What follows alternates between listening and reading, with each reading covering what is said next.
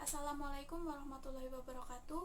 Kami dari kelompok 2 akan mempresentasikan materi mengenai ruang lingkup evaluasi pembelajaran. Materi yang pertama akan disampaikan oleh saya sendiri, Wiwi Lailatul Fadilah, sedangkan untuk materi selanjutnya akan disampaikan oleh rekan saya, yaitu Nur Salim. Untuk materi yang pertama yaitu mengenai ruang lingkup evaluasi pembelajaran.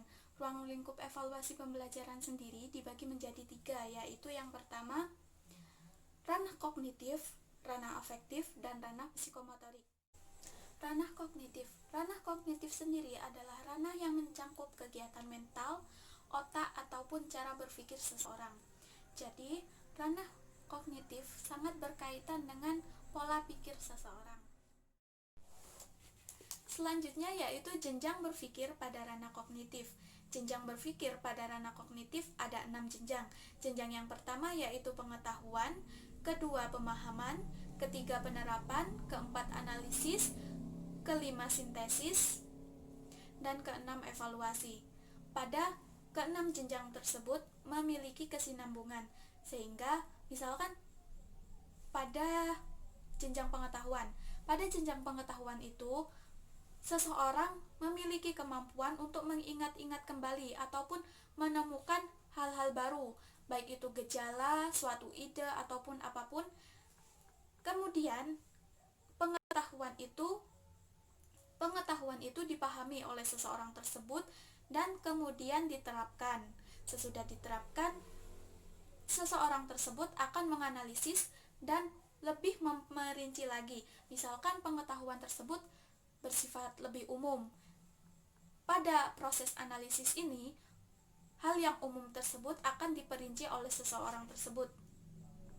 Sesudah pada proses analisis, kemudian proses sintesis. Proses sintesis adalah suatu proses yang memadukan bagian unsur-unsur secara logika. Jadi, sesudah diperinci, seseorang tersebut akan berpikir secara logika mengenai pengetahuan yang ia dapatkan sebelumnya. Sesudah dipikir secara matang-matang dan dipikir memakai logika ya. Selanjutnya pengetahuan itu dievaluasi oleh seseorang tersebut. Dievaluasi apakah pengetahuan tersebut memiliki banyak dampak positif bagi dirinya ataupun justru memiliki dampak yang negatif bagi dirinya. Sehingga pada tahap evaluasi ini, seseorang tersebut itu dapat memilih apakah pemahaman itu akan dipakai seterusnya ataupun cukup sampai di situ saja. Seperti itu. Selanjutnya, ranah afektif. Ranah afektif adalah ranah yang berkaitan dengan sikap dan nilai seseorang. Ranah afektif dapat tercermin dalam tingkah laku seseorang. Assalamualaikum warahmatullahi wabarakatuh. Saya Nur Salim dari Prodi IPS semester 5 akan melanjutkan presentasi dari Mbak Wiwi. Jenjang pada ranah afektif. 1.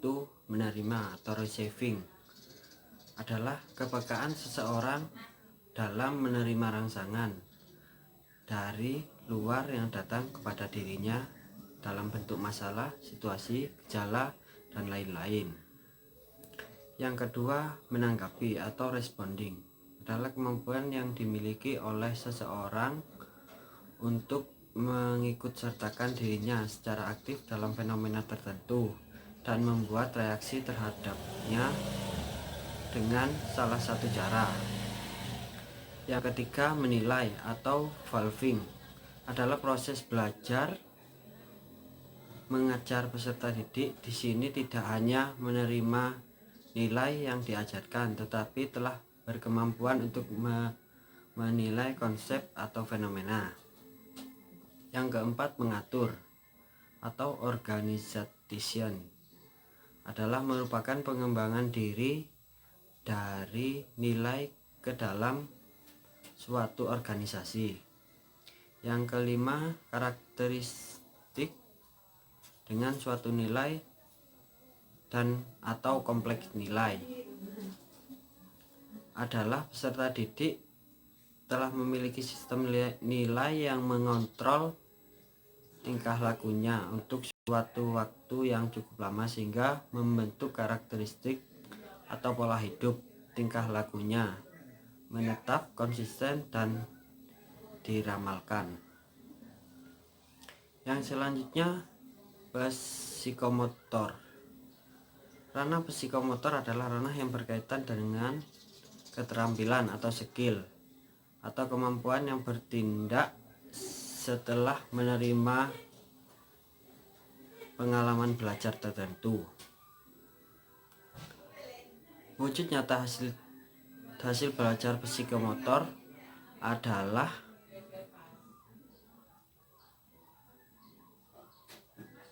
satu, peserta didik bertanya kepada guru pendidikan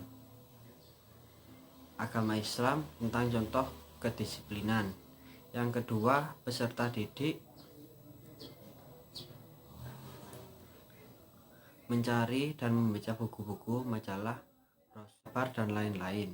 Yang ketiga, peserta didik memberikan penjelasan kepada teman-temannya sekelasnya di sekolah. Yang keempat, peserta didik menganjurkan kepada teman-teman di sekolah dan adik-adiknya agar berperilaku disiplin. Yang kelima, peserta didik dapat memberikan contoh kedisiplinan di sekolah seperti datang sekolah sebelum pelajaran dimulai, tertib dalam mengenakan pakaian seragam. Yang keenam, peserta didik dapat memberikan contoh kedisiplinan di rumah seperti disiplin dalam belajar dan seterusnya.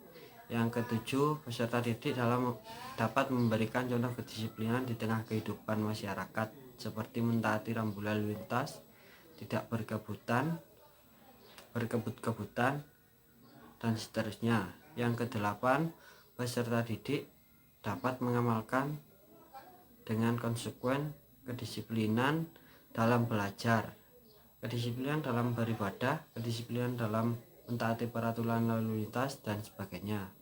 Terima kasih. Wassalamualaikum warahmatullahi wabarakatuh. Selanjutnya yaitu hubungan antara ketiga ranah, antara ranah kognitif, afektif, dan psikomotorik. Dari ketiga ranah tersebut bahkan hubungannya sudah tercermin dalam kehidupan kita sehari-hari mungkin. Jadi saya berikan contoh seperti ini. Pada ranah kognitif kita akan berpikir. Dari hasil berpikir itu kita akan menuangkan dalam suatu tindakan yang tindakan tersebut kan terdapat pada ranah afektif. Dari ranah afektif ataupun tindakan tersebut akan kita kembangkan menjadi suatu keterampilan, menjadi ranah psikomotorik. Dari keterampilan yang kita lakukan itu kita akan menemukan ide-ide baru dan muncullah pemikiran-pemikiran baru dan menjadi ranah kognitif.